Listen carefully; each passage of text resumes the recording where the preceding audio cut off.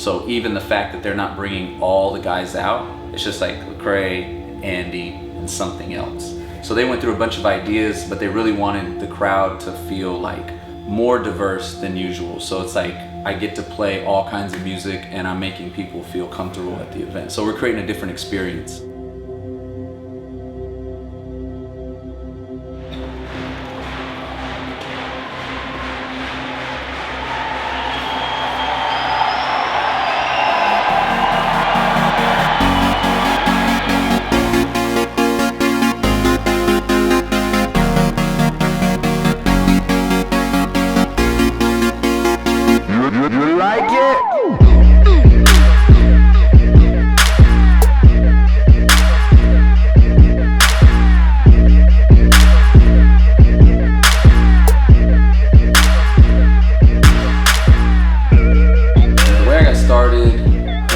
Kid, I just would hear like DJs mixing on the radio, so it was like top 40 stations, and then one day I remember hearing them, like it was on a weekend, my aunt was driving us around, I just heard like 2 songs together. So I liked it as a little kid, but I lived in a small city, so I didn't even know like what a DJ was or what he did.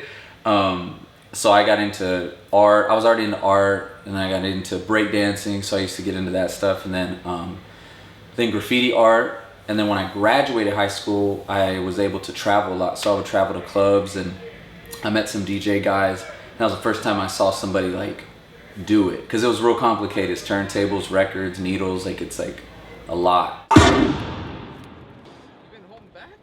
Huh? You've been holding back? Well, I might do that one tonight. Like when the build is happening, I'm thinking about keep going. Kill it, and then I'm gonna go. Then I bought my own equipment, and around the time I was learning to DJ, I was also like transitioning to where I was like learning about God. Like I had been introduced to church and stuff, so I was attending a church with my family kind of, and then I had gotten real depressed, so I was like, a lot of things were happening. So I was learning to DJ, and I was like learning about this new thing. And then I started buying like Christian rap music, because at the church they were listening to it, and like as I started learning about God, it took a long time. I wasn't like all in for church. I just was visiting and kind of like around it, but I wasn't sold that it was real. I just thought it was fake. And so I was testing it, like, is it really better than this? Because I love going out to the clubs and run around with my friends. So it just got to where I could see this was definitely a better life than the one I was living. And I went to some event they wanted me to DJ, and I just bought some new records. I bought them in Dallas, and I went to the party and I was playing them. It was like a graduation party, and all the kids were not dancing. They were just like staring. So I was way confused, and a kid comes up and he says, "Do you have any Christian hip hop?" And I was like, "Whoa, yeah." And he goes, "Do you have," he started naming stuff. And I was like, "Yeah." So I didn't even have CD players, I don't think. I just had like a CD player. So I just put it in and played it, and they all got on the dance floor. They were just like all dancing, having fun. And that was huge. That night, it was like a big decision. I was like, I started throwing away all my other music, and it was just a transition from like learning to DJ and then learning that like God had a plan for me at the same time. I mean, I definitely always am like asking the Lord to show me the next steps.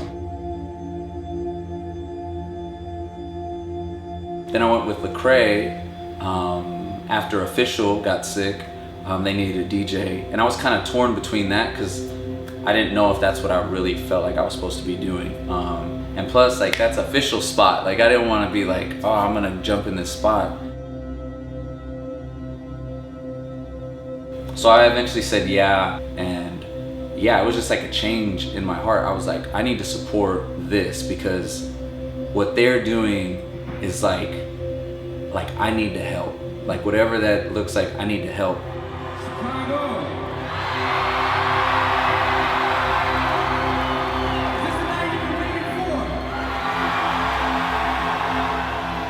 So we're gonna go help Andy with his VIP experience. I'm actually 5 minutes late, so I help him host so they don't tackle him, beat him up.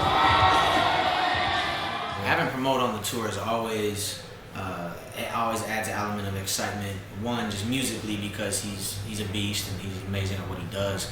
But two, because he's always working. So any down moment that we have on the tour bus or any off day, he's got headphones on and he's plugging away and he's making changes to his set. He's working on making his own music. So he's a workhorse, and so I'm inspired when I see it because, you know, he's deep into, you know, his career, but he still practices like he's, you know, like he's just getting started or something. So just very, very motivated dude. And then also he's just a cool hang, you know, like just a fun guy to be with. They're hype already, Andy.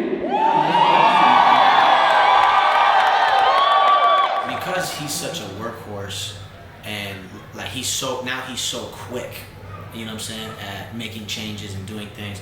So like whenever me and him have to interact to do live show stuff, like I'll bounce an idea off of him, and some DJs will be like, man, no, we can't do that, like we need some rehearsal time. He's like, all right, how about this?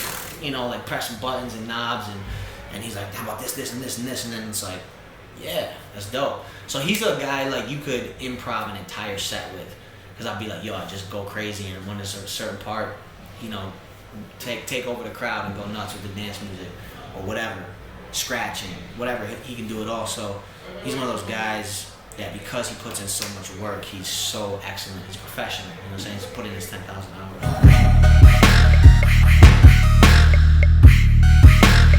Man, I don't even know if I can remember Promoter and I really first met, but I know that it was through like my man Bobito and my man Propaganda. So they both spoke very highly of him, and you know, I had never really just kind of like seen him at work.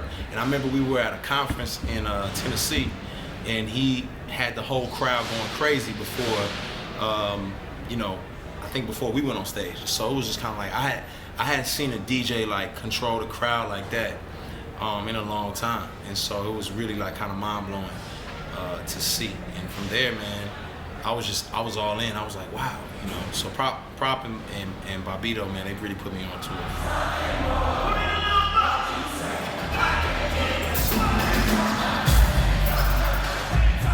I really didn't understand, you know, how impactful Promote was and how, you know, he was so highly sought after. There were just different conferences, different venues, and you know, just festivals and whatnot that were, you know, itching to have him come.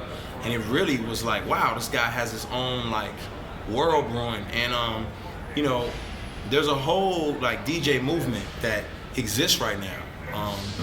And you know, with whether that's electronic music, hip hop, dance, whatever it may be, there's a whole world that exists. And I think a lot of people don't realize that and have not just specifically like around faith-based people too. It's like kind of like what does that mean?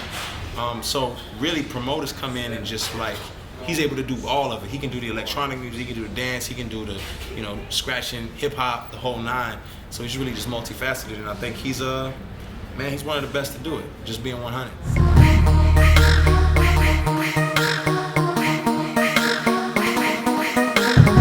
So I felt like God was like, this may not be what you want to do right now, but this is where you need to be. So ever since that moment, like it's just been like, yeah, this is like, this tour is proof of like God showing me that, because this has been like crazy.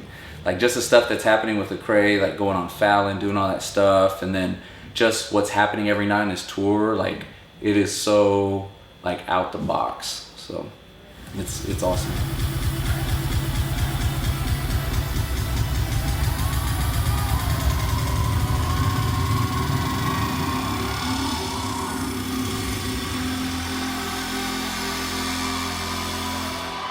Chicago, thank you so much.